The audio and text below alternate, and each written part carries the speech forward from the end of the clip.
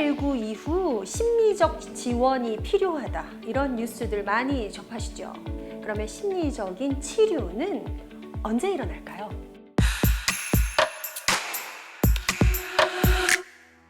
많은 분들이 심리상담으로 치료가 가능한가요? 심리상담 얼마나 효과가 있나요? 전화로 문의를 주시는 경우가 있습니다. 어떨 것 같으세요? 상담을 통해서, 상담사의 도움을 통해서 나의 심리는 안정감을 되찾을 수 있을까? 나는 어떤 힘을 얻을 수 있을까? 그러면 이런 심리 상담 속에서 어느 지점이 나한테는 치료적일까요? 심리치료는 내 상태를 아는 데서부터 출발합니다. 항상 꼭 기억하십시오. 자기 감각이죠. 내가 나를 느낄 수 있는 감각. 나는 나 스스로에 대한 어떤 개념을 갖고 사는가? 나는 오늘 내 상태가 어떤가? 그걸 알아야 지원이 필요한지, 상담이 필요한지, 쉼이 필요한지, 잠이 필요한지, 밥이 필요한지 알 수 있는 거죠. 그래서 심리적인 어떤 안정감을 위해서는 내 심리 상태를 아는 내 자기 감각이 치료에 아주 중요한 부분이다. 또 하나, 오늘 이 먼들 상담소에서 꼭 알려드리고 싶은 한 가지 팁은, 심리치료는 다름에서 시작됩니다. 내 환경이, 내가 만나는 사람들이, 내가 처해 있는 어떤 상태가 항상 똑같은 거 안에서 내가 어떤 돌파구를 찾으려고 하다 보니 어떻게 내 이 마음을 좀 바꿀 수 있을까? 내 상태를 좀 끌어올릴 수 있을까? 사실은 내가 바뀌기보다도 환경이 좀 바뀌어지면 편할까요? 그런 접근으로 다름이 심리 상담의 아주 중요한 심리적 치료의 자원이 되긴 합니다. 심리 치료는 언제 일어나는가? 다름에서 시작한다. 어떤 다름일까요? 이걸 어떻게 여러분들께 설명드릴 수 있을까를 생각하다가 아이들한테 접근하는 놀이치료에 대해서 설명드리면 이해가 좀 쉬우실 것 같아서요. 놀이치료 센터들이 정말 많죠. 놀이로 아이를 치료한다? 잘 놀면 아이가 치료되는가?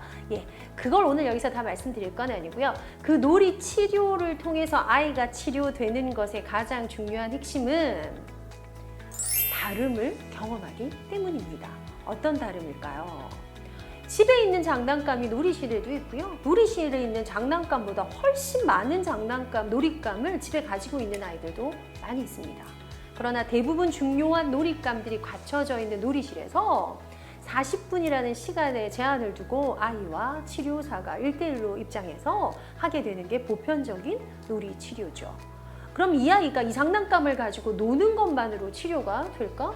집에서 놀아도 될 텐데? 엄마랑 놀아도 될 텐데? 굳이 치료센터까지 와서 놀아야 되는 이유가 무엇일까요?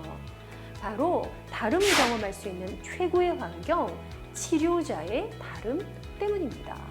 일단 놀이치료 현장에서는 그 아이가 중심이 됩니다.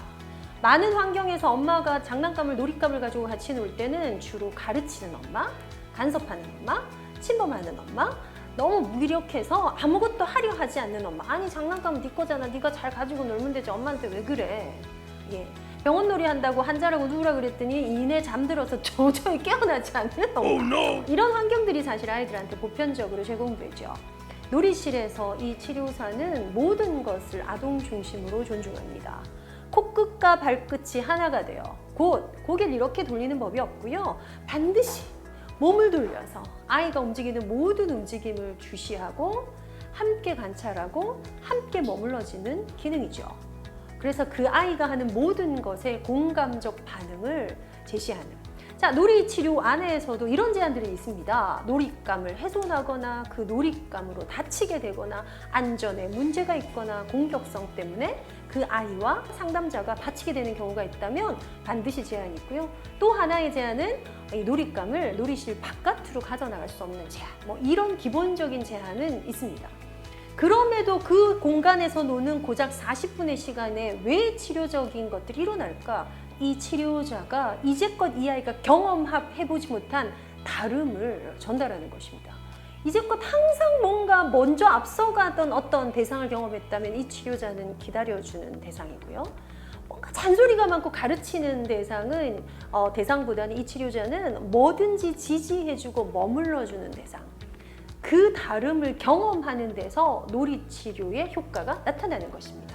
곧 심리 상담에서의 내가 치료받게 되는 것은 환경 혹은 대상에서의 다름을 경험하는 것입니다. 늘 나한테 화를 내던 그 엄마가 똑같이 화를 낸다면 치료적인 게 일어날 수 없죠.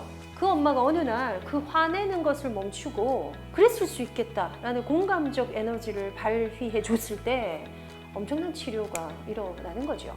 한동안 방송에서 떴던 우리 아이가 달라졌어요. 아이에게 뿐만이 아니라 부모에게 그 아이를 대하는 사람들에게 엄청난 치료적 효과가 있는 거죠.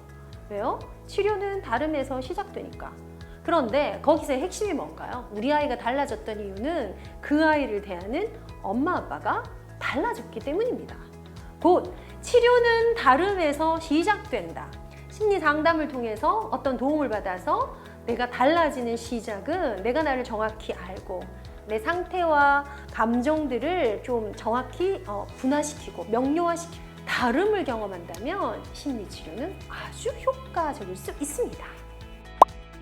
자, 상담실까지 가지 않더라도 우리가 치료를 경험하는 것을 일상생활에서 다름을 경험하면 나한테 치료적일 수 있나요?